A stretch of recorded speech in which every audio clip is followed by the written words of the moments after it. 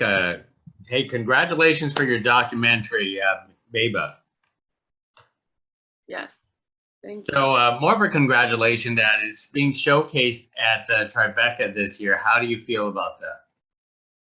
First of all, Gig, thank you so much for having me to chat and for chatting with me about my film. It feels amazing to be at Tribeca because this is my home. New York City is where I was born and raised, so it feels different because I'm home. I'm getting to show my film at home, and with a festival and institution like Tribeca is just a dream come true. Absolutely, absolutely. Now, what sparked you to make this documentary in the first place, particularly about you and your family? Well, I think I was a recent, I was a recent college graduate, and I was kind of coming into the real world and observing the world around me and observing my family members and those closest to me and myself. And I was just like, I need to put this somewhere. Like, I need to put all the things that I'm feeling and all this sort of existential, like, gook and reality somewhere. I need to do something with it. I need to, and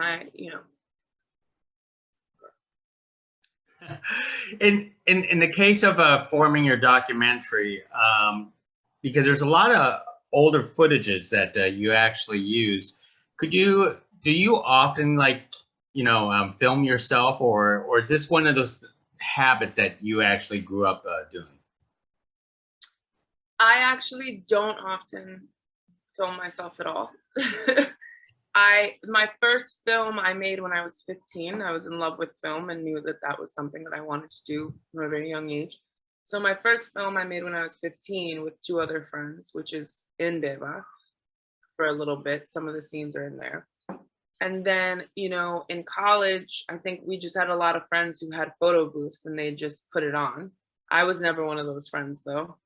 But I was able to retrieve from them, or we were experimenting with Bolexes, and because we were in art school, so that was like the thing to do. And so, getting that footage.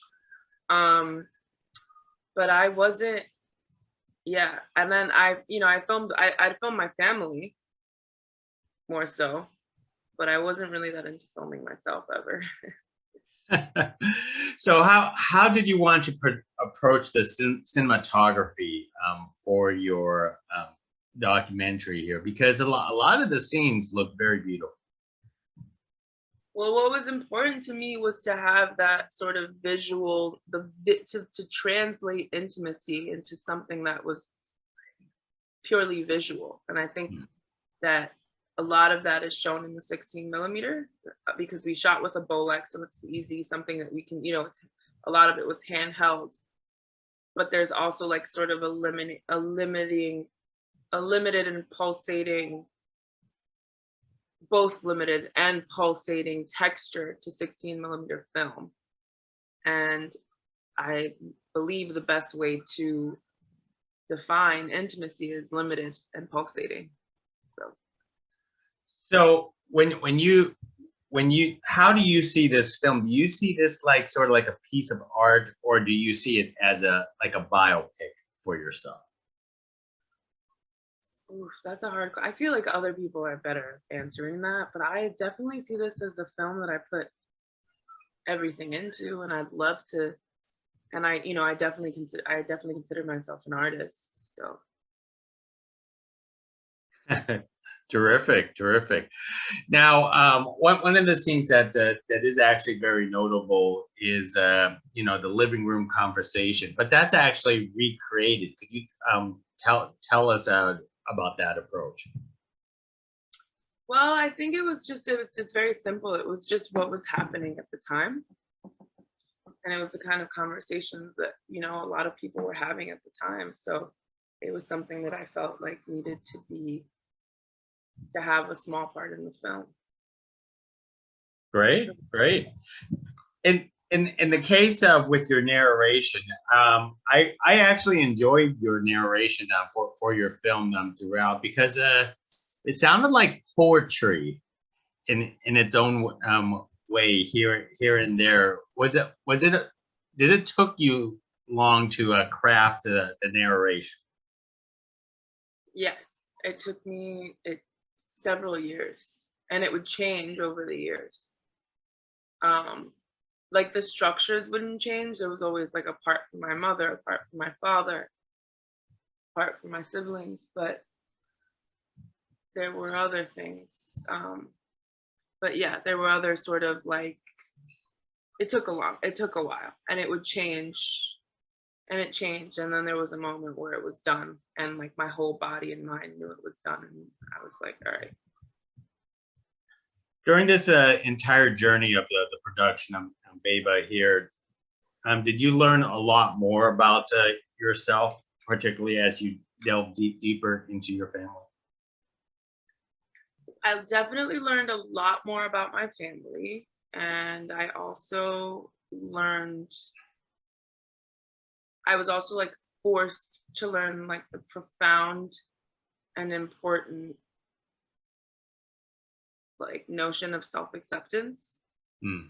I was like, I think that perhaps it might come for many people, not for everyone, because I also like, I know Gen Zers who have a full level of self-acceptance, but I think for me it would have come a little bit later had I not done this film, and I was sort of like forced into accepting myself and therefore my family, and within the process, which is interesting. That is indeed, and I know the conflicts with family. Every family has conflicts and so on, but by putting this on film, has any of your family seen the film, or are they going to watch the film for the first time in Tribeca? No, my parents have definitely seen the film multiple times. They were actually at the Tribeca Film Festival, and I think they're the ones who are the most like, because they're another generation and their parents, so they've seen it. But not your siblings. They have not seen it yet, but I'm not as worried with them at all, and they, it's no surprise or secret. So. Well, most excellent. And how was your experience as a first time filmmaker, and this being a result? I mean, it is quite an achievement getting into Tribeca, I do have to admit.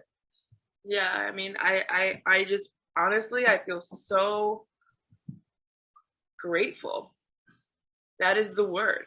Grateful and focused and humbled, and just I'm really trying to soak in every single minute of every single moment, and it's fucking awesome. Like, I don't know what else to say. It's really cool. It is quite an achievement. I mean, I have to ask, like, getting this out there in the world. I mean, what are you gonna do next to top something like this? Oh, there'll be a lot more stuff, and it'll be great. I'm not worried about that, but I do have to keep it close. Of course, let's live in the moment today. Well, Rebeca, before I leave you with one more thought here, as audiences do check out your film, what is the one most important take that you hope that they walk away with after watching the film?